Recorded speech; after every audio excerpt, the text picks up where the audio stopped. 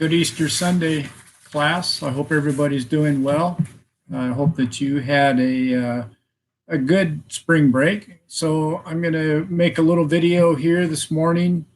Actually, it's afternoon. Wow, time flies when you're not doing much. I'm going to make a little video here about Chapter 4, the roles of public and private support organizations for the fire service. So we'll get started with that.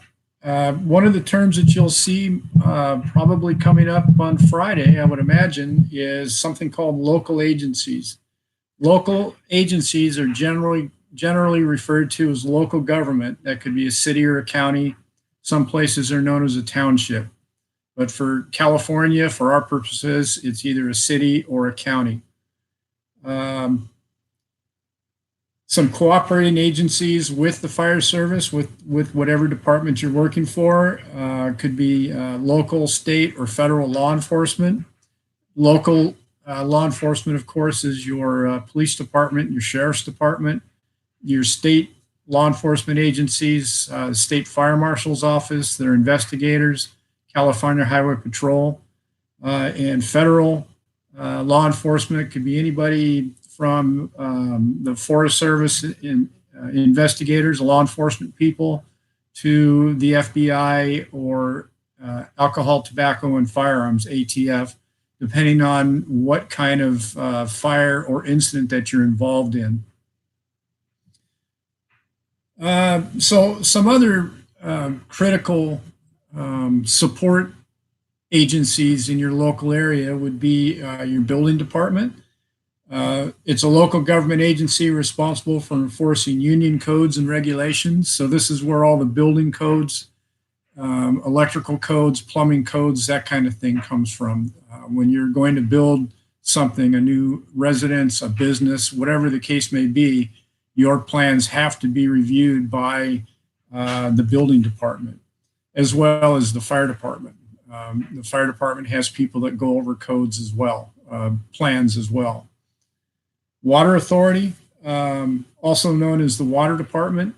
They're the municipal authority responsible for the water supply system. So those are the folks that install and maintain fire hydrants. They do all the repairs on the water systems. They work closely with fire departments when a new subdivision is being built, and the fire department has input on spacing of fire hydrants and gallons per minute that are needed, things like that. Water departments or water authorities in smaller towns, for instance, Mendota, Tranquility, San Joaquin, Huron, Kalinga, places like that, they actually have to be in the loop when there's major fires in their city. I can recall times in the past where we've had a major structure fire, for instance, in Mendota, a packing shed, something like that's on fire. We had to call the water department and get them to turn on extra pumps to boost the pressure in the system. So that's your water authority in a nutshell, your water department. Then the big one is the zoning commission.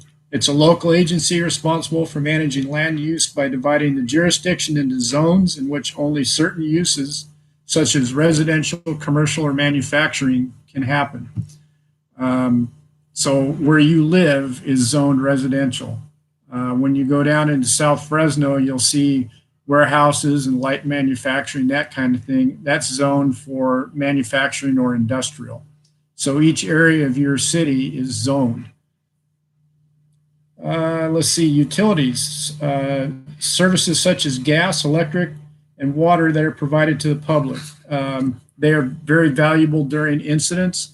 The bigwig here in town and in the county, pretty much in the Central Valley, is PG&E. You can count on seeing PG&E when you arrive at the scene of a structure fire and you need PG&E to come out and cut the circuits to the power supply to whatever structure that you're operating at. They pull meters for you. They shut off gas. They will isolate circuits for you so you can fight power pole fires. So your utilities aren't limited to PG&E, just electrical, but the phone company, cable, things like that. So they're all kind of in the same group. They're always available to come out and help mitigate problems. Then the judicial system of courts set up to interpret and administer laws and regulations, and that comes in with arson, things like that. There's definite codes for enforcing arson laws. There's the forest and fire laws in the state of California that delineate every aspect of working in the wildland, what you can and can't do. And sooner or later, as an investigator or a company officer on a CAL FIRE piece of equipment that you've done a preliminary fire investigation, you may end up in court. So you may end up testifying as to what you saw and what you did and the results of your investigation. The health department, it's the agency that focuses on public health issues. They administer EMS, paramedics, EMTs, all that kind of thing. Right now, the public health department are hugely involved in the COVID-19, setting up guidelines, advising city council, board of supervisors, all of the public safety agencies, advising on how to deal with the COVID-19. So that's your public health. So you'll notice in chapter 4, as you go through the book, you'll start seeing a great deal of agencies that can assist us. I want you guys to pay close attention to all of the chapter, especially the stuff that's under the blue headings. It's got good information in there. It also has stuff that's going to be on your test, your quiz. So pay close attention to that. You'll see that information again. So this video is a very short video. I'm going to stop this one now, and it'll be available for you in the announcements as always. And I'm going to make another video here shortly for your next chapter, for chapter 5. So you'll have chapters 4 and 5. And don't forget, and I'll remind you again, we have our Zoom meeting tomorrow morning at 0900, okay? So as many of you folks can be there, I need you guys to be there so I can answer any questions you might have.